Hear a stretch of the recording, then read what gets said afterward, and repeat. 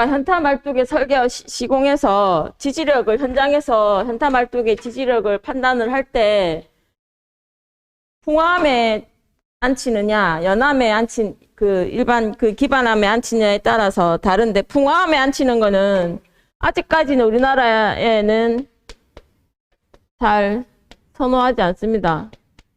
풍암이라는 것은 그 충분한 지지력이 없다고 판단을 하는 거예요. 풍암은 그 말뚝의 하중을 이게 아직까지는 왜 선단에서만 다 받는다고 생각을 하니까 사실은 그렇지 않죠. QS에서 더 많이 받는데 그거를 불안정하다고 생각을 하는 거예요. 그래서 이거는 아직까지는 IGM으로 판단을 해가지고 하는 거는 잘 없는데 어쨌든 한다면은 IGM으로 판단하고 주면 마찰을 가지고 마찰 말뚝으로 설계를 해야 되는 거고 연암에 지지한다고 해도 불안하죠. 1초 압축 강도에 5분의 1에서 8분의 1을 내리쳐버리죠. 요걸로 지지력을 판단을 해요. 현장에서. 연암에 지지를 한다고 해도. 구조물 기초에 그렇게 나와 있기 때문에. 그 주면 마찰로 한다고 하면 진짜 연구도 많이 해야 되고 그 집안의 특성도 많이 연구를 해야 되고 지지력에 대해서 주면 마찰로 충분하다라는 어떤 증거물이 있기 전까지는 승인을 잘 안 해주죠. 그렇지만 풍암이냐 연암에 따라서 해야 되는 게 있고 얘가 이거는 구조물 기초 설계 기준이고 또 누가 있어요? 군맨잭이라는 사람이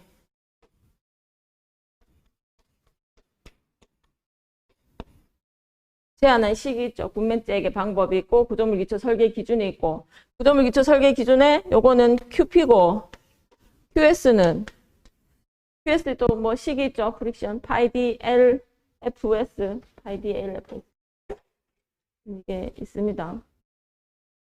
이걸 넘어가서 경력학적 지지력 공식의 선정 방법 4페이지 볼게요. QP는 QP 플러스 QS인데 QP는 QPAP 그다음에 시그마 FS의 AS인데 이거를 구하는 방법이 첫 번째 사질토인 집안의 QP 값은 QP QU는 QP 플러스 QS는 QPAP 플러스 시그마 FS의 AS인데 이거를 구하는 방법을 진짜 여러 가지로 해놨죠. 첫 번째 사질토는 C가 없으니까 QP에서 이 QP는 결국 뭐예요? QP는 CNC QNQ잖아요. 맞나요? QP가 결국 CNC QNQ잖아. 이 항은 없으니까.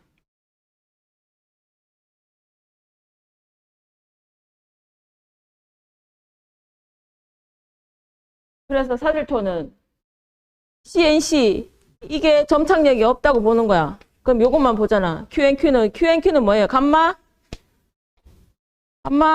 DF의 NQ잖아요. 그죠? 감마 DF를 뭘로 주죠? 시그마 V의 K의 탄젠트 병마찰각 K는 뭐예요? 수평 투합을 받는 그러니까 말뚝이 있으면 여기 마찰각이에요. 마찰각. 선단은 없다고 보고 얘 CNC는 없다고 보고 QP에서 맞죠? 맞죠?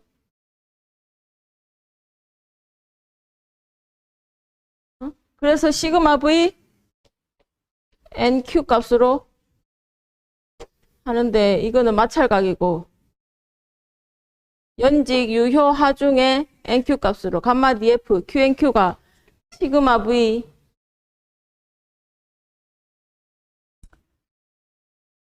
맞죠? 선단 지지 QP 값은 어쨌든 시그마 V QNQ에서 C 값은 없다고 하니까 시그마 V의 NQ 값으로 QP를 산정하고 점성토일 때는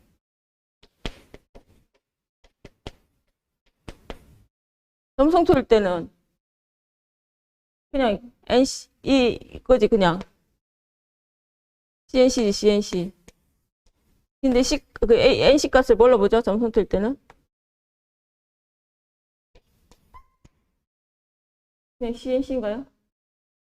QP 값은 QS가 그러나 QP 값은 CNC고 자 QS는 왜 QP 값이니까 QP 값 저기는 주면 마찰 FS는 사질토일 때 먼저 사질토일 때 요 시그마 FS를 어떻게 구하냐? 사질토일 때 K의 연직 유효 하중의 평균값에 탄젠트 병마찰각 여기에 연직 유효 하중에 수평 방향 토합 개수를 넣어가지고 K에다가 연직 유효 하중에 해서 여기에 병마찰각 탄젠트 델타를 넣죠. 요게 주매 마찰 사질토일 때는 점성토일 때는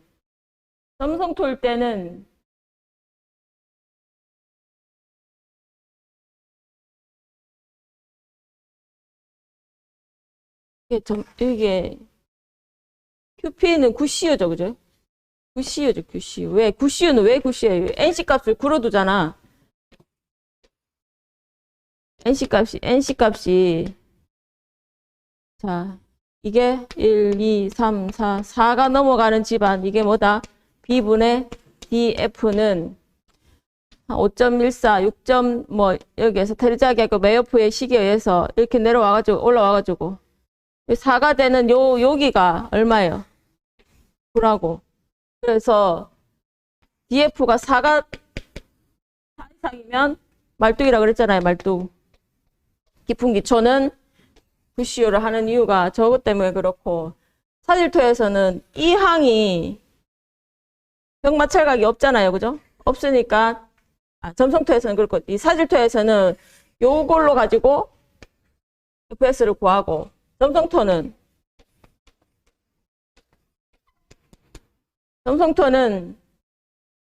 요 항은 없고 뭐 알파, 베타, 람다 세 가지로 하죠. 전응력 해석일 때는 알파 CU를 하고 유형력 해석일 때는 베타의 유형력이니까 베타 CU가 아니죠. 그죠? 물이 빠져나갔단 말이야. 유형력은. 그때는 이게 들어간다고. KS에 시그마 연직 하중에 탄젠트 뭐가 들어가요?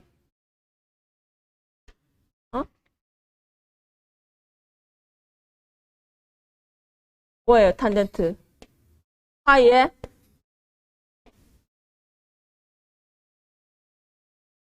R이 들어가요. R은 뭐야? R은 대성형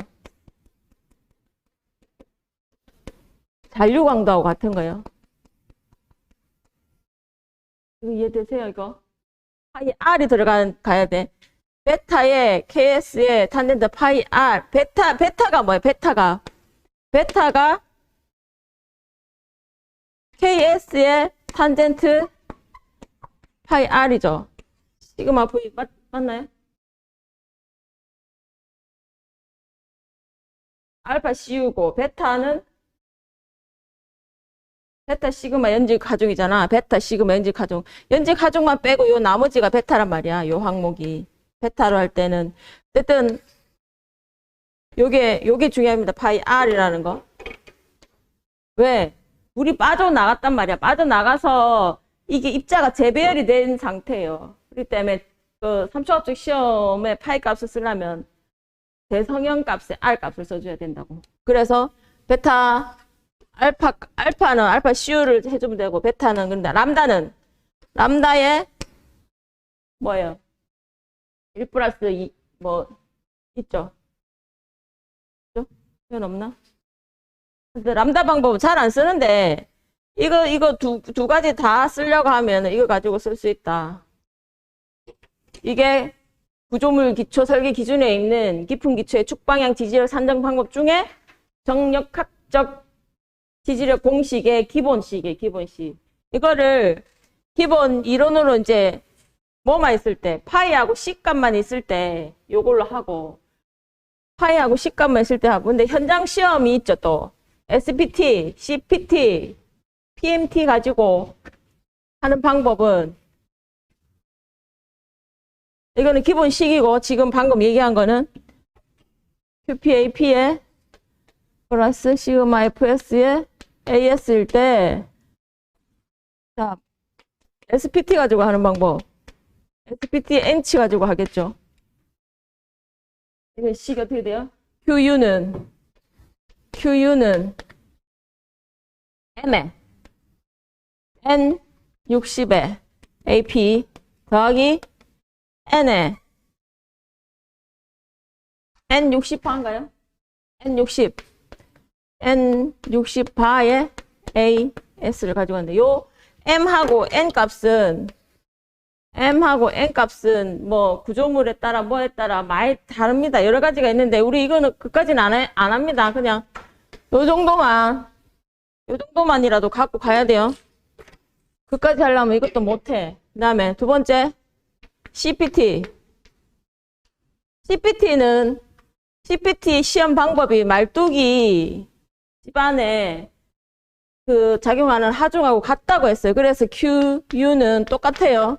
QC에 AP를 해주고 그 다음에 FC에 AS를 해준다고 했어요. 그래서 요 식이 그냥 CPT에 관련된 CPT 시험 결과로 하는 요거하고 똑같은 식이 나오는 거예요. 그 다음에 PMT는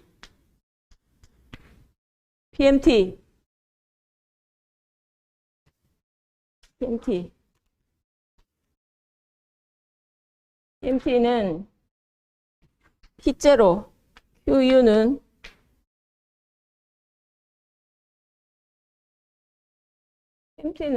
QS가 없네요. P만 있네. P에 QP, AP인데 QP, QS인데 여기 QP, AP를 갖다가 요것만 해놨네. QP는 P0에 H에 더하기 KG는 뭐라 그랬죠? 이제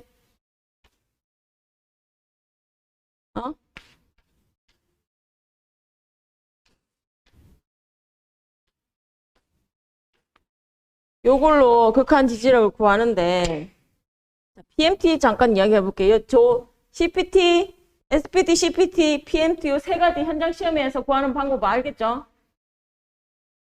요거를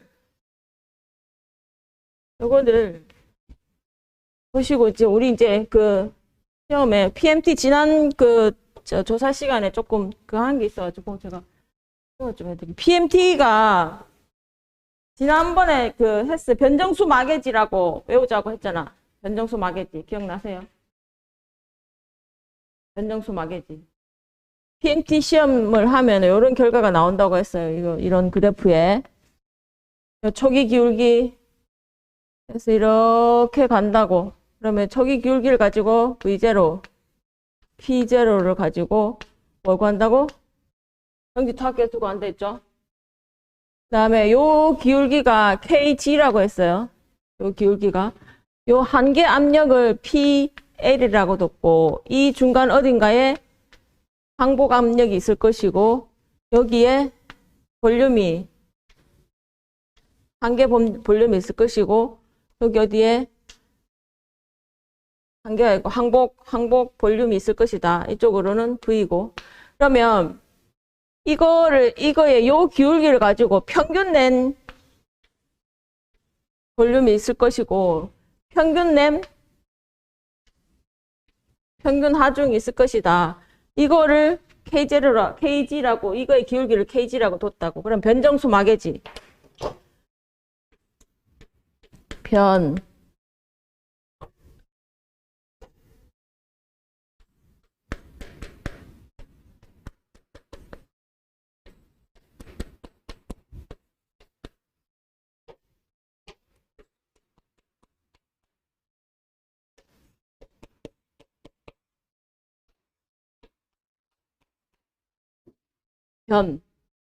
변은 뭐죠?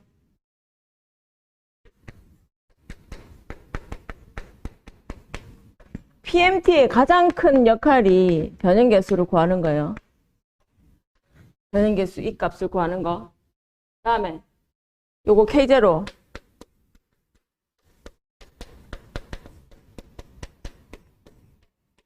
다음에 수평 방향 아까 치질력 계수. 이거는 아까 말뚝에서 재해피 극탄피가 있었죠. 거기에 재해피예요. 재해피가 요 PMT입니다. 수평 방향 지지력 계수를 구하는 거예요. 그 다음에 내부 마찰각 1 플러스 사인 1 마이너스 사인 파이 뭐예요? K0는 1 마이너스 사인 파이를 가지고 이걸 구하는 거고 계량 효과를 판정을 한다고 했어요. 집안 그라우팅이나 보강을 하고 나서 계량을 얼마나 돼 있는지 확인하는 방법, 판정하는 방법. G 수평 방향 수평 방향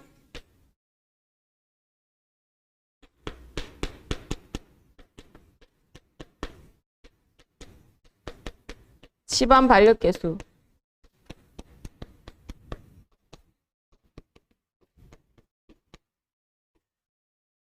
변형 계수하고 지지력 계수하고 집안 발력 계수하고는 다르죠. 지지력 계수가 아니고 지지력 산정이죠. 지지력 산정. 이게 뭐가 있다. 이게 얕은이 있고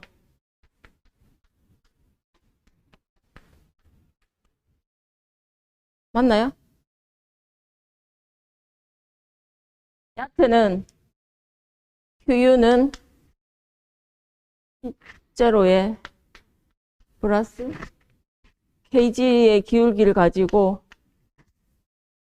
한계 압력 빼기 P0를 빼주는 게 얕은이고 깊은은 QU는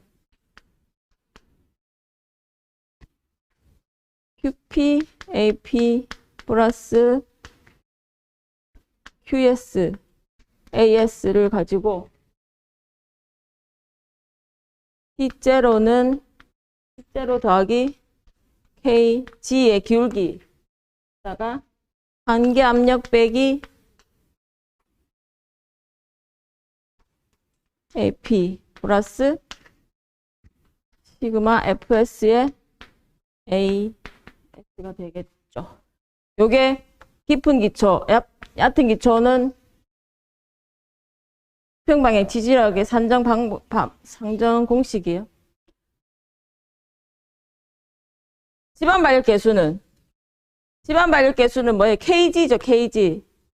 수평방향. KG라기보다 KH가 되지, KH. KH는 25에 B에 뭐다? B 한계 압력이다. B는 뭐야? 요 공 직경이겠죠? 이건 뭐다? 사질토. 점성토는 점성도 KH는 이게 16인가요? 16에 B에 L이다. 변형계수 ES는 2배의 1 플러스 뮤에다가 V0 플러스 VM에 델타 P에 델타 V에 델타 P가 PMT 결과로 구하는 변형계수. 정지투합계수는 아까 V0분의 0라고 했죠. 요거 K0 가지고 마찰 갖고 하는 거고. 변정수 마개지.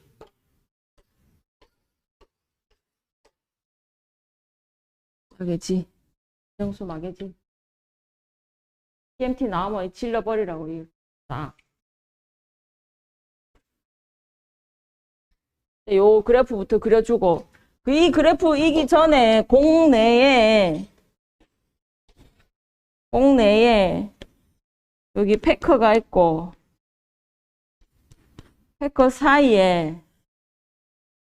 해커 사이에 어떤 시험기가 있겠죠. 여기에 압력계가 있을 것이고 변이계 센스도 있어야 되겠죠. 그러니까 요 변이는 방사 방향으로 압력을 주는 거죠. 이렇게.